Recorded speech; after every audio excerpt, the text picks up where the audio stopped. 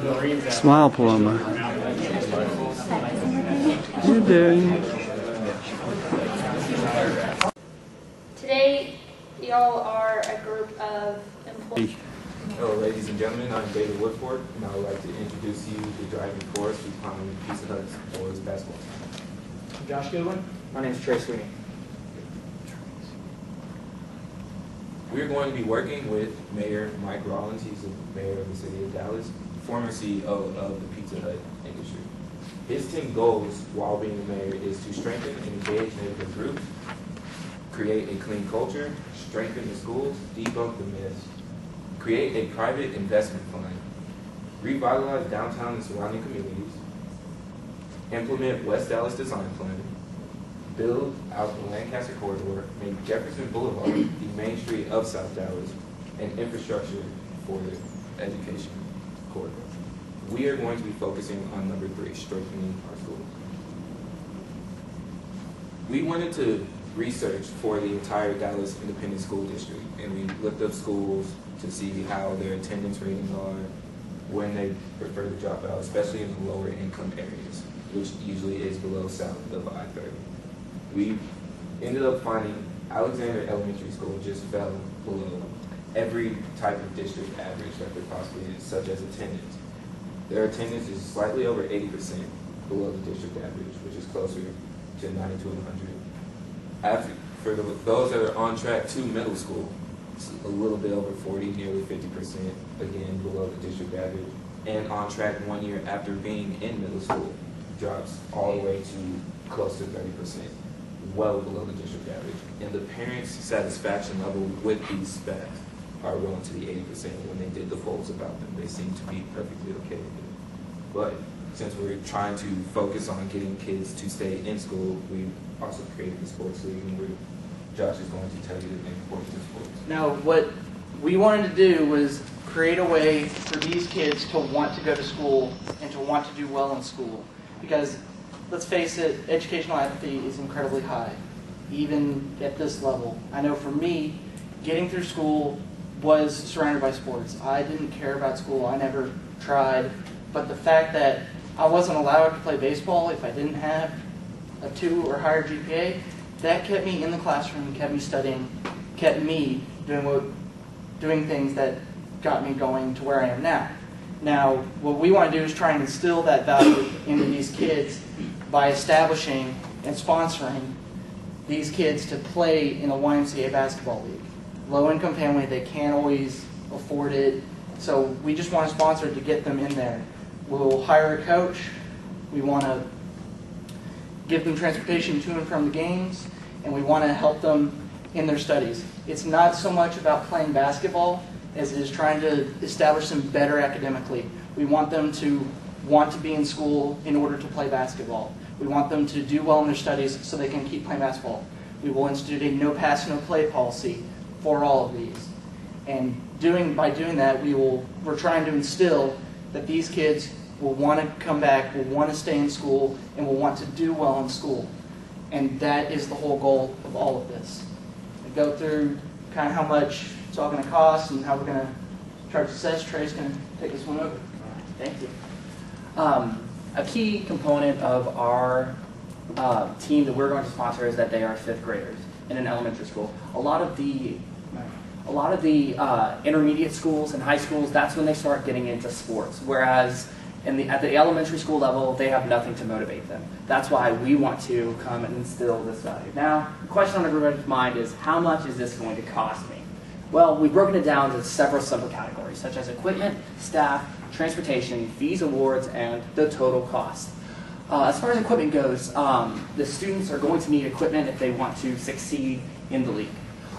They're going to need uniforms for the games, reversibles for practice to run drills, and basketballs and scorebooks to, well, obviously play and better keep track of the score and basic statistics throughout the season. As far as staffing goes, we plan to hire one part-time coach for $10,000. This is going to be a person that is highly motivated in helping students achieve in both the classroom and on the basketball court. We're going to have volunteers help out this coach at practices and games, just to give him an extra few set of hands, and everyone needs service hours, right? So that's why we have volunteers. And then officials, we need someone to help officiate these league games. Transportation. We will be providing transportation to and from the games from the school. As low-income families, these students don't have a means of getting places where they would need to go. Even if their parents could afford the league itself, they couldn't necessarily pay to get them there. So it'll cost $5,000 to bus the 30 kids to and from the 12 games. Now for fees. The league we're going to be entering is the YMCA. Now the YMCA is cheap, but it is not free. So it costs $300 to enter the team into that. At the end of the season, we're going to have a ceremony to help the kids feel proud of their accomplishments throughout academia and on the court. That is going to cost a total of $300 for the ceremony and trophies, bringing the total cost of the project to $18,370, which comes out to $612 per student. Now, Pizza Hut is going to cover half of this cost, which brings the total investment for the Dallas Chamber of Commerce to $9,185, which is only $306 per student. Now, Mike Rollins has a saying that goes, South Dallas is not a charity case. It is a business opportunity. You are investing your money in the lives of these 30 students. Thank you. Okay, cool. All right, guys.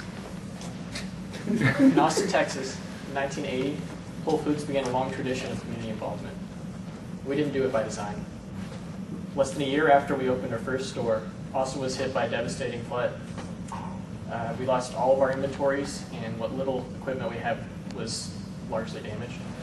So the young business was left with no insurance, a $400,000 bill for the damages, and staff of only 19 people. We could have ended there, but Whole Foods received the help of our customers and our neighbors, and we reopened our store in only 28 days. Because of the help that we received from our community early on, we embraced the values of caring about our communities and promoting stakeholder health through healthy eating education. And since we have those values, we find the Businesses Lead contest, which we are doing right now, to be a perfect chance to help those who have supported us. Specifically, the Grow South program, created by Dallas Mayor Mike Rawlings, identifies South Dallas as an area with particular need, and they have a lot of potential and a lot of population, but they require assistance. Kings is going to tell you about Whole Foods' plan for a different kind of growth in South Dallas. Residents of South Dallas suffer from not only a lack of nutrition education, but a lack of nutritious choices for their foods. Nicola will then let you know what our plan is to combat that. He's going to tell you about our school garden program and how that will improve the South Dallas community. So now let me pass it on to Kings to talk to you about South Dallas' specific situation. Thank you, Jacob. Okay. South Dallas epitomizes a land of missed opportunity. Within South Dallas, there are a lot of hardworking, resourceful people. However, they are plagued with issues such as poverty, with issues such as juvenile crime, and poor health. These issues suck out the potential for these people. Now, within South Dallas, there's a population of about 516,270, which is more than 43% of the total population for Dallas as a whole. Now, in South Dallas, 43% of the population is minorities. That includes African Americans and also Hispanics. Also, one fact is a lot of the households there are a lot younger and bigger than the city as a whole. One thing too is, in this region, South Dallas, the per capita income is $13,558. That is $11,000 less than the per capita income for the city as a whole. $11,000 less than the per capita income for the city as a whole. Right there, there's really a problem in those numbers. We believe that part of this problem lies in the education in this region.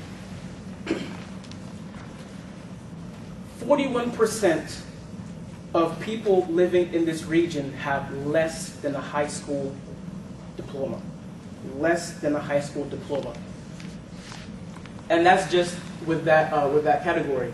With other degrees, there are lower numbers for people who even hold any kind of degree in this region.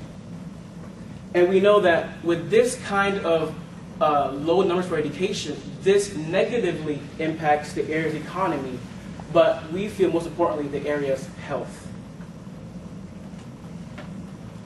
The U.S. Department of Agriculture has identified South Dallas as a food desert. A food desert.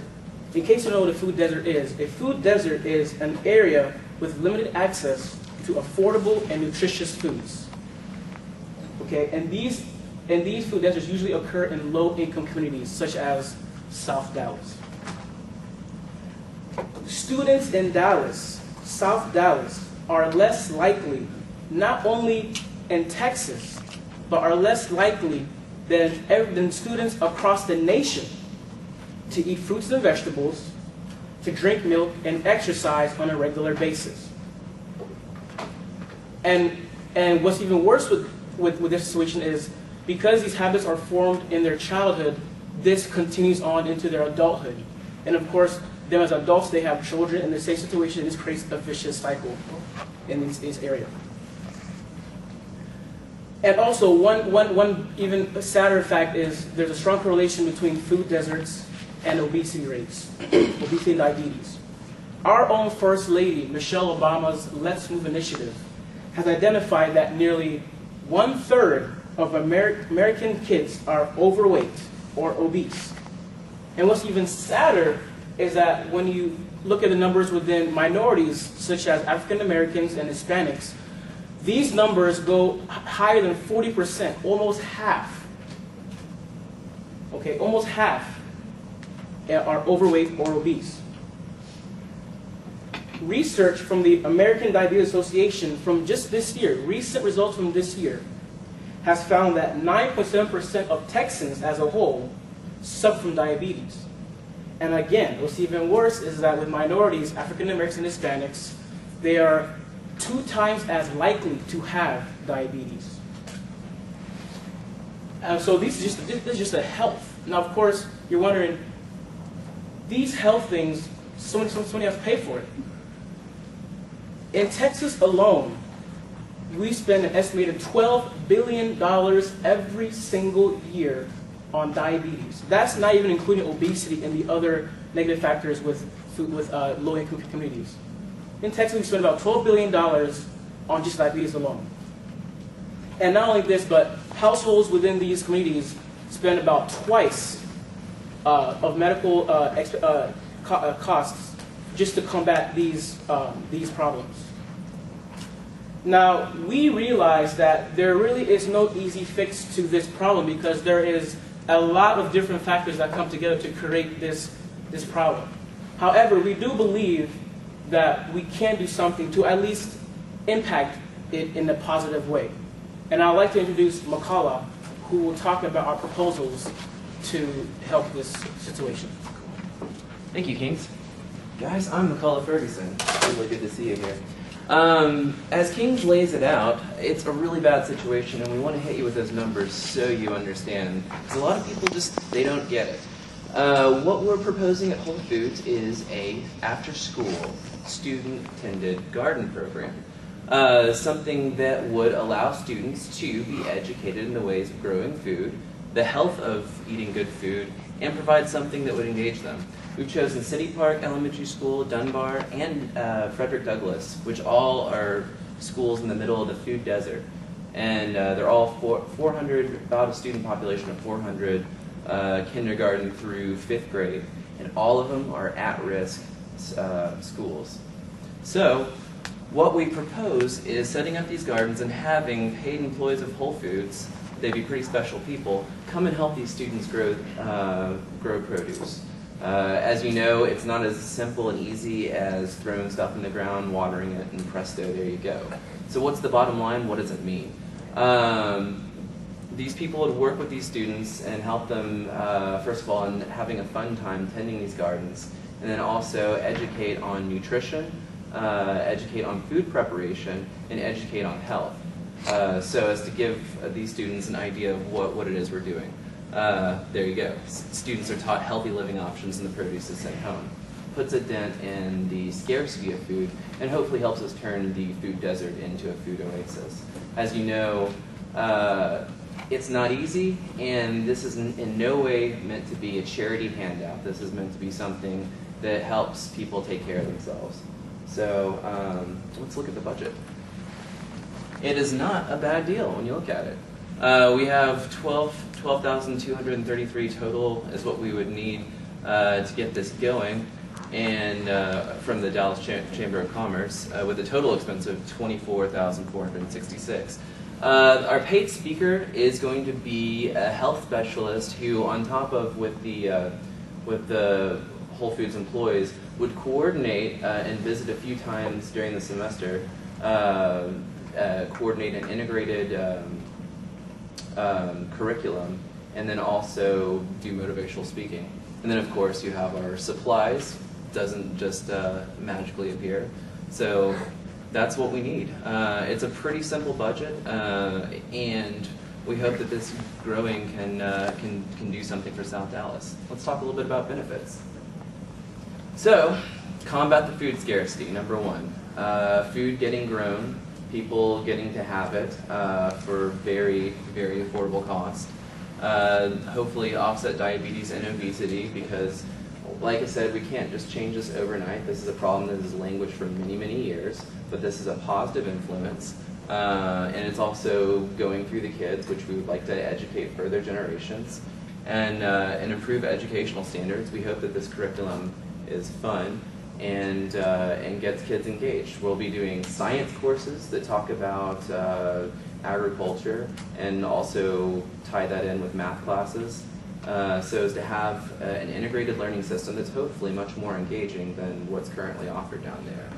And then we'd like to build a sense of community pride. That's what Whole Foods is about, offering a community, something good, a positive change that people can see tangible results. Stuff grows, you know, it's cool. You do it over and over and over and get results.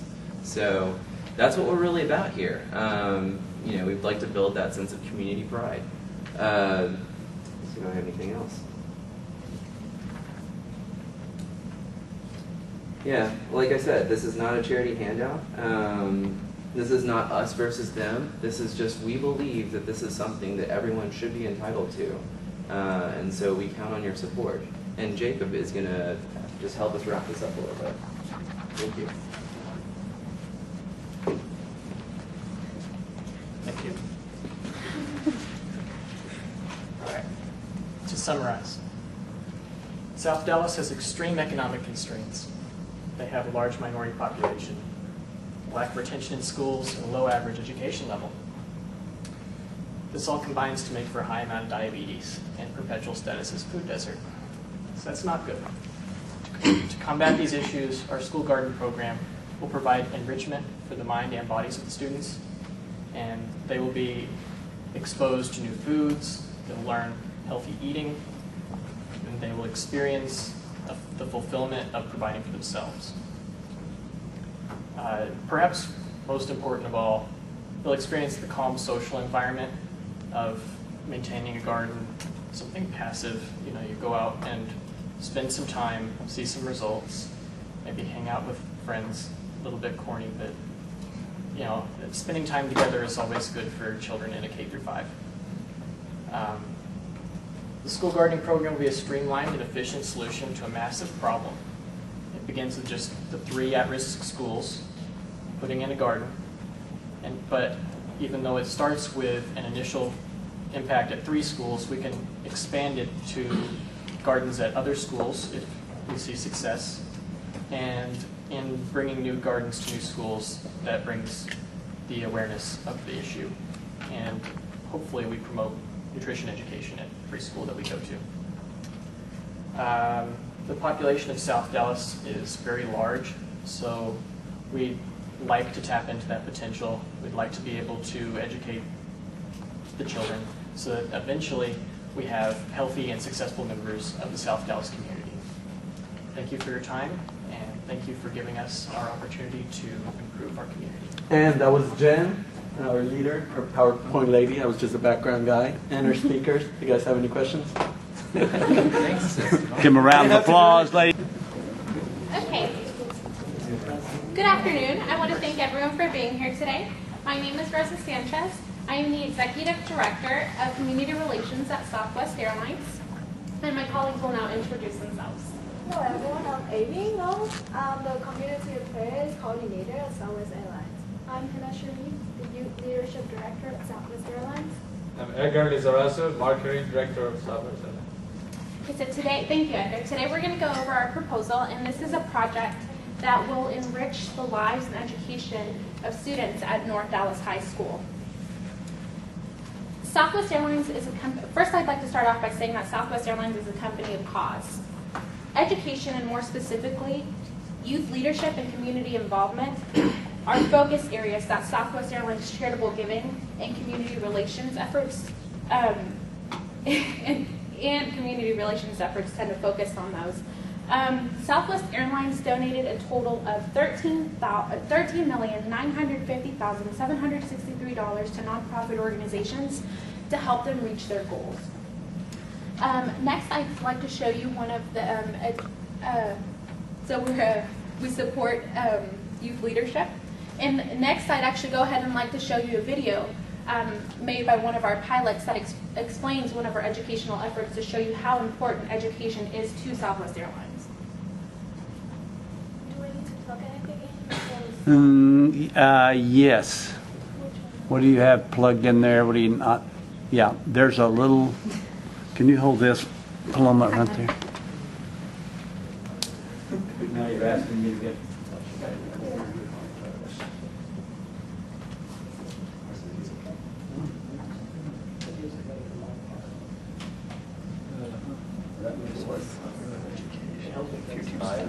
Dallas, Texas. Okay, here we go. If we were to go to, say, the Adopted Pilot program has grown so much. You know, the impact that we have on students is incredible. This year alone, we'll have 850 pilots volunteering their time throughout the country. They'll talk in over 1,400 classrooms and probably impact over 40,000 fifth graders this year. So we find it, the way the pilot group at Southwest Airlines has taken this and led this program has grown exponentially, and it has really become our premier community service program. So we're very, very proud of what we've done with Adopted Pilot. Los Angeles, California, what time would it be? It's 10 o'clock here right now. Yes, what time would it be? Well, for our employees, the volunteer programs like Adopted Pilot really get them engaged in the community. We have 35,000 passionate employees throughout this country, and they all have areas where they love to volunteer, and we try to support that as best we can. It's not only for their own personal growth, but for the engagement in the community. It really promotes Southwest Airlines in a great light, so we're very proud of all our volunteer programs.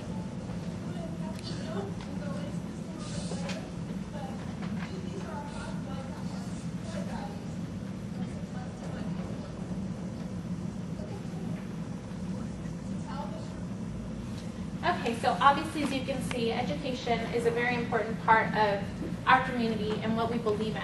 We believe in education for several reasons. We care about education because business and education are interconnected. Education leads to long-term economic stability.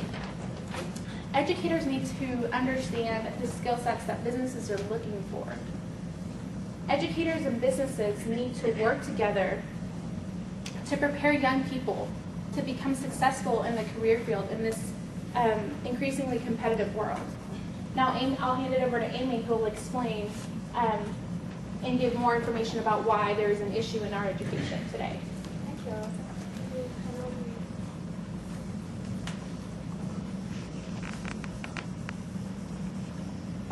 Okay, so what we're trying to say here is high school dropout is a national problem.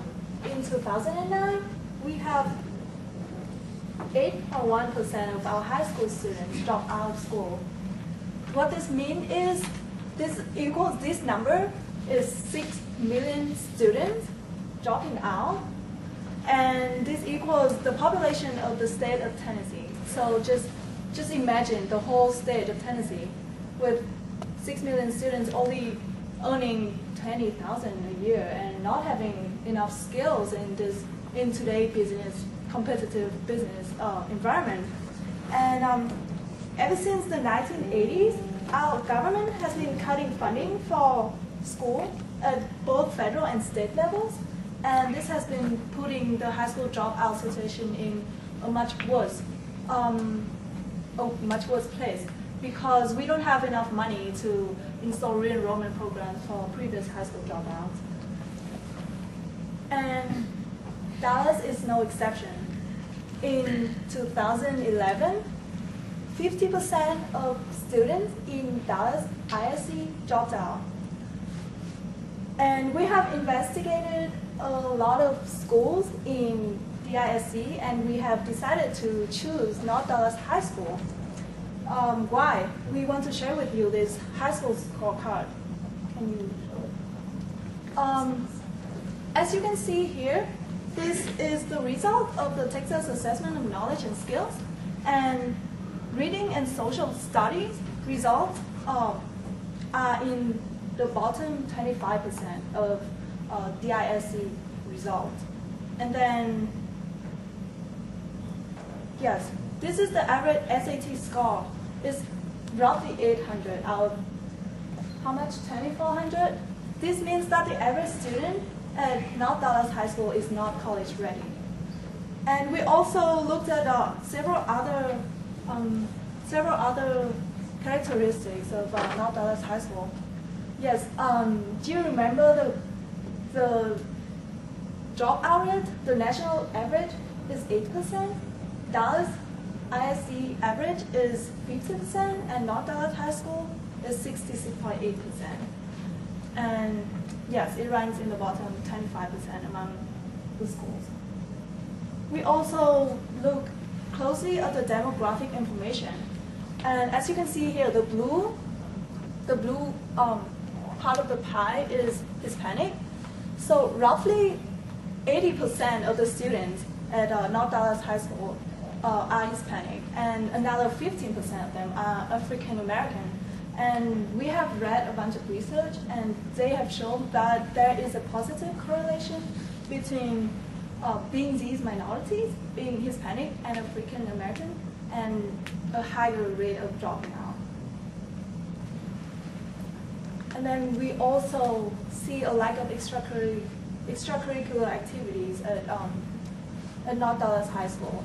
And these are the ones that make the community sense among the students and make them feel safe and feel engaged.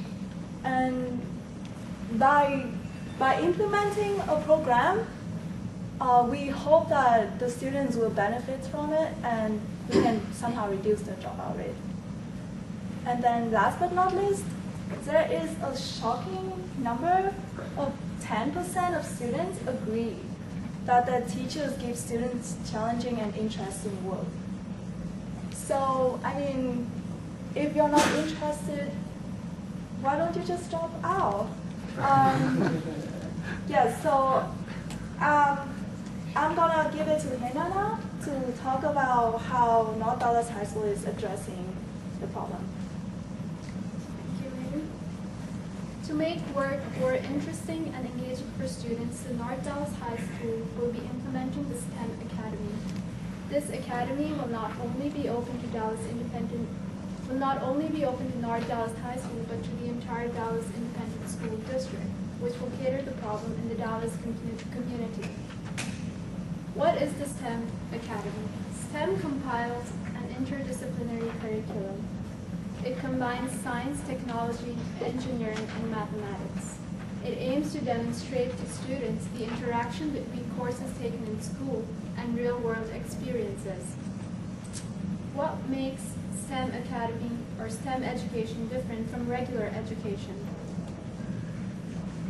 It is the project-based learning that is the central focus of STEM education that makes it different from regular education.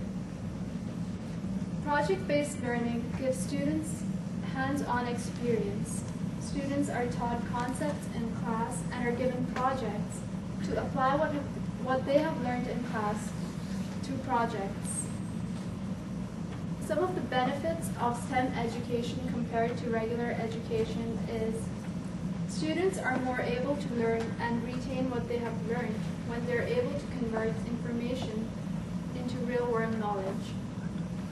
This is evident as students involved in STEM education have displayed an increase in their ability to solve higher math problems and improved understanding of the scientific process.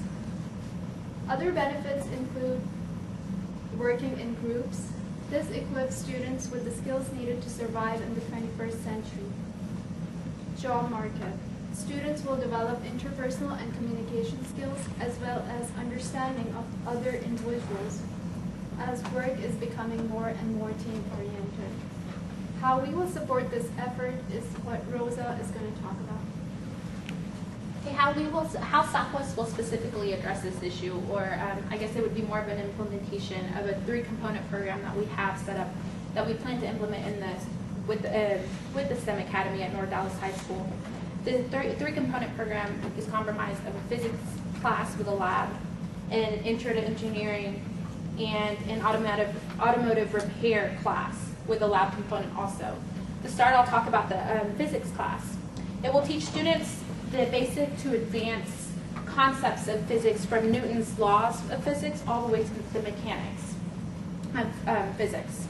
The law portion of the class will be used to apply what they've learned in the classroom to these projects.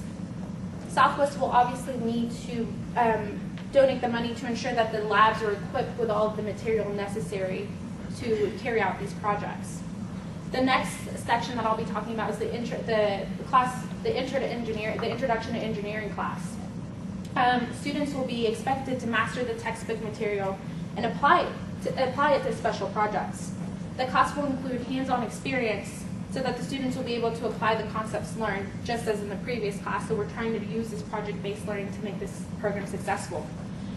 Southwest Airlines will provide kits to the students so that they will be able to perform simple programming projects using microcontrollers.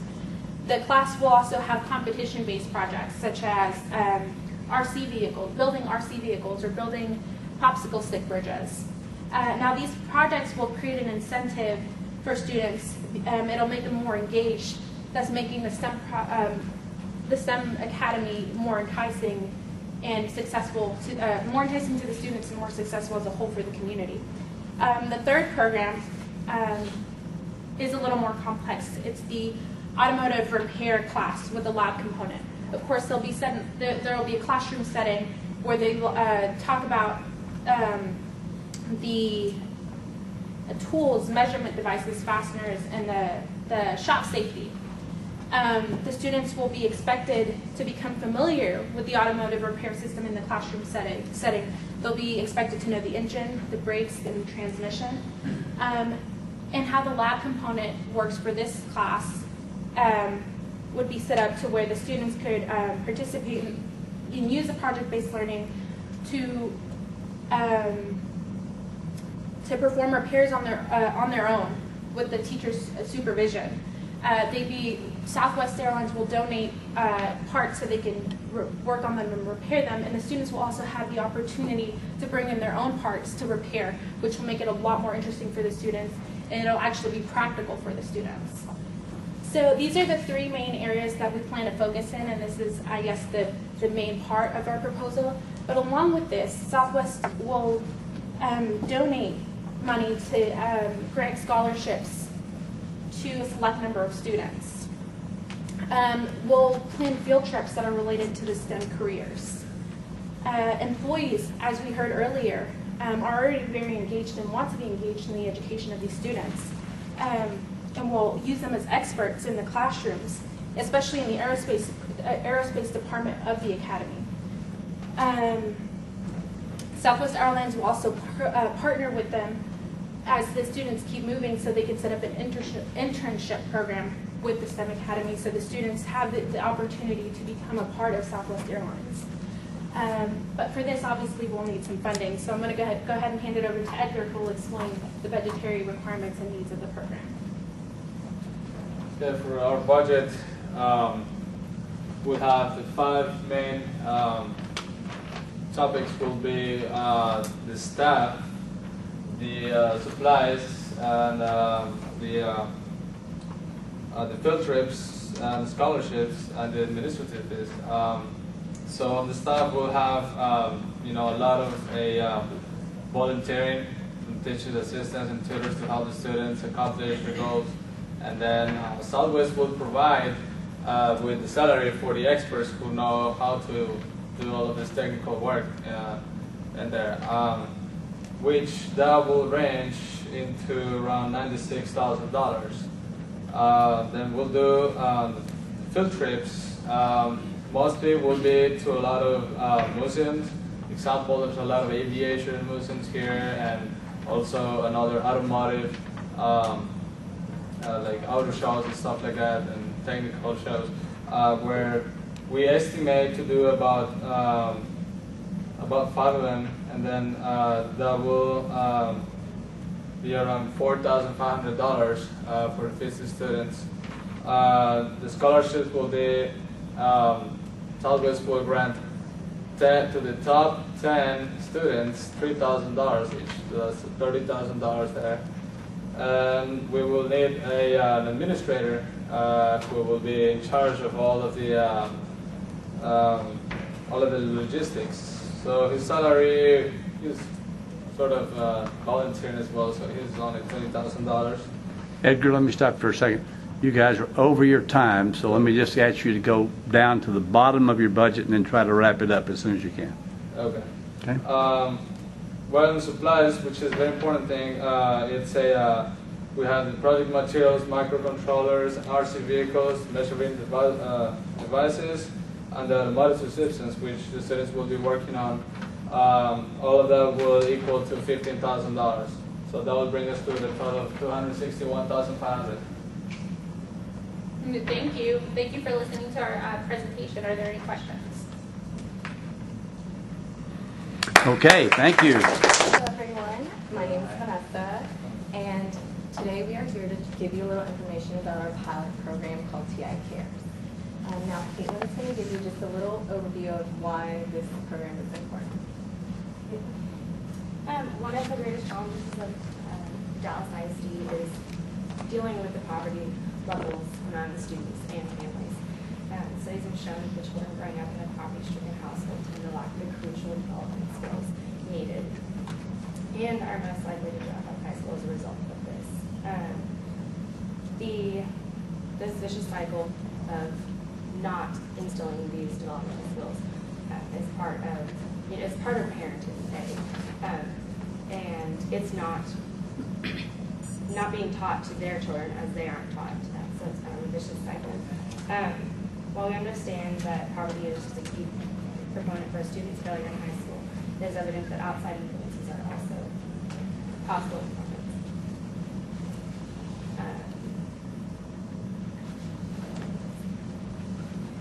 We chose Roosevelt High School, which is in the South Dallas area, Oak Cliff neighborhood.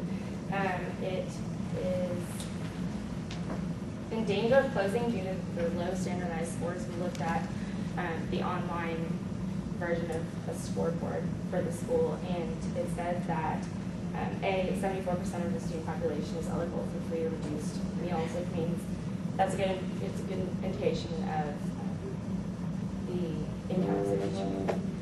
Upon looking at the scoreboard, it became evident the school graduates slightly more than half of their students, and less than half of those students actually go on to post-secondary education institutions. The average SAT score for the already declining number of people taking the SAT is 760 for Roosevelt High School out of 2,400, and most college schools will not take that score. So in order to increase these scores and decrease the dropout rate, there needs to be a positive force that will help the students of Roosevelt High School to achieve such landmarks in their lives. In promoting post-secondary education and providing options for the future, these ideas may begin to have an influence on their actions during high school and will affect their future. The Roosevelt High School community needs a program that will inform and mentor these children. So here is a graph of the national average versus Roosevelt High School's average of students enrolled in post-secondary institutions. And you can see that Roosevelt is about 2/3 of what the national average is, and still only at about 43%. So, indication that things need to change. Knowing what's right, doing what's right, and valuing what's right is key components to TI's culture. As you can see, these are a few of our core beliefs: high ethical standards, respect for individuals, appreciation for long-term relationships, and concerns for the environment, and a commitment to the communities we live in. That just goes to say we're real focused on being part of the community, and we respect individuals everywhere. These are just a few benefits we established for ourselves. We have a wide influence on students' education. We have representatives to grow positively, and we can continue to dedicate to the youth's future. We want to broaden our market due to our positive impact on our students that we're going to be doing in our program. And this also allows TI interns to allow them to volunteer for this program that we're going to be doing. These are our current programs. That we have a current program that is similar to TI Cares. It's called Trinity River Missions.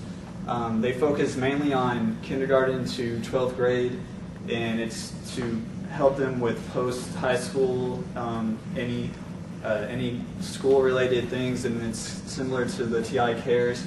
A great partner that we will also be partnered with is United Way of Metropolitan Dallas. They have the same focus as us, as wanting to influence students to want to have post-high school education and also be successful in life. These programs also are focused on low-income areas, which we are and would like to expand it to all low-income areas if possible. And that's what we're looking to do also. Noman's going to talk a little bit of what that program's actually going to be doing for the students. Okay. We heard at Texas Christian we have a mission for Franklin D. Roosevelt High School. We want the students to realize they're beyond high school. There's not just a world of closed doors, but there's countless opportunities for them. We really want them to succeed. We want them to graduate, first of all. We want them to go to college or universities or technical schools. There's countless opportunities, and we want to be able to show them that. And in order to portray all that, we focus on a couple of areas. We're going to have classes for the SAT preparation course. We are going to have career interest search. They're going to be taking surveys in class. We're going to be helping them search for the right schools, search for the right jobs. We're going to help them with college applications and job applications, scholarships, financial aid. In the SAT prep course, we're going to make attendance mandatory. the reason we do that because some students might be interested, students might not be interested. And when we make it mandatory, everybody has to take it, and interests might change. Some may think, you know, it's cake for me, and find out that they're not ready. And some may just think, okay, it's not for me, and find out, you know, the other way around. We're going to be using 1 hour of our class time, which is from 4:30 to 6:30 on assorted days, because we also have field trips. And we're going to also, you know, request them once they take their SAT exams to send us a score. We want to see how our program's doing, and we want to be able to ensure that they're getting the right education that they need. And as far as the career interests, we're going to have them take the Career Pathway Survey, which a lot of high school students take, and it kind of narrows down what their interests might be as far as, you know, what they might want to become, or, you know, what level of education they can have. And we also want to let students know, you know, enrolling in four-year university is not their only option, because for some people it's not possible. Some of them will have to work. Some of them will not have the finances in order to do so. Community college is a very good option. Most of us here. We want to be able to show technical schools. Classrooms, not for everybody. They should be able to go to, you know, schools like UTI, get some technical training. There's other programs, medical programs, pharmacy technician, dental assistant that just require their high school diploma. And we just want to be able to show those open doors for them. Application process, resumes are not one of the best capabilities of a high school student. We're going to have workshops available for the students to show them the exact process, how they should fill out the application. Also letter writing. When they're filling out their school applications to submit to universities, letter writing can either, you know, get them admitted or get them denied, and that's going to make a big difference.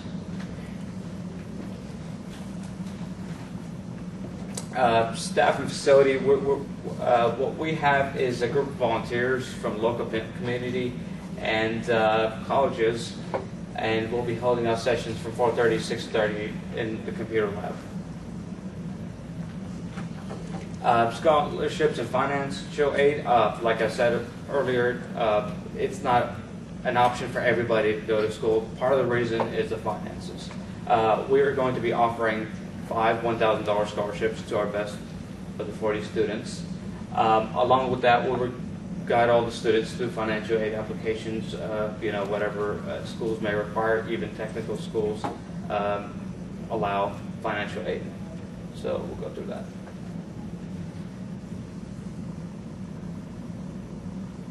And here's a little example of our syllabus. We're going to be going year-round, starting in September. This is just the first semester. We've got the interest career path we're going to start out with at the beginning to narrow down, to walk them through. Then we've got campus visits. We've got college application days where we're going to have workshops and letter writing. There's the rest of it. Okay, Stephanie, I'd like to talk about the benefits to the students of our program. Not only will the students benefit, but the school will benefit as well. The students will be better prepared for the SAT and ACT. As you can see, their scores are really low, so if they're better prepared, hopefully we can get the scores up there. They'll also be able to learn about all their options for further education, so the college selection process isn't as intimidating. They can know they don't just have to go to college, they can go to technical school and stuff like that. They'll also be better prepared for interviews, not just for colleges, but for jobs as well. They'll be better adept at talking to people and just the interview process and the resume writing process. And they also get to visit different colleges, so they can kind of narrow it down in their head about which college they think would be right for them. And also they're held accountable for something, because not everything is mandatory attendance. So the students will have a sense of accomplishment, just like being able to do that on their own and having the motivation to go after school to class, and they'll just be able to do that by themselves. the school, by helping the students, we're going to help the school hopefully come out of its low numbers and have better academic achievement. And they'll have the ability to work one-on-one with students rather than one teacher to like 20, 30 students in a classroom. And ultimately, if we help the students succeed, the school will succeed as well because their success is dependent on their students. Okay, now to kind of wrap this up, this is our last item. It's our budget.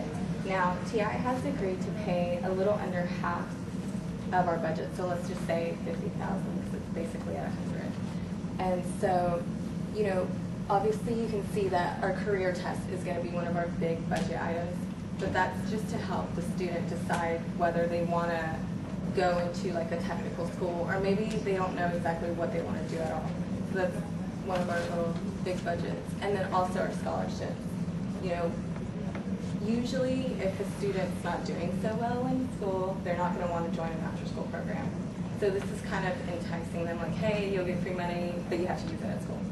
So, I mean, I guess it's kind of like a trick, but whatever, gets them there, right? So now, so the other $50,000 obviously we have to get from y'all, so hopefully you think that our project is worth it. Because right now we just want to start at Franklin D. Roosevelt, but if everything goes as planned and our pilot program is successful, we obviously want to spread it out throughout the Dallas Metroplex. Now, I will leave you with this. You know, obviously y'all have heard many proposals on students or food categories and all this stuff, but just know that we have to help our youth because they are our future. So just think about it. Do you want our future president to be someone like Herman McCain, who is not very bright, you know, or maybe some of y'all don't like Obama. Do y'all want an Obama in office? No, you want someone that's educated. You want someone that knows, you know, certain policies about foreign affairs and all this stuff. So just think to yourself, this is very important, and you have to put our money in our future with it, which is our youth. So do y'all have any questions? Okay. You have the most fans, and it is called Camp New. They're worth well over $1 billion.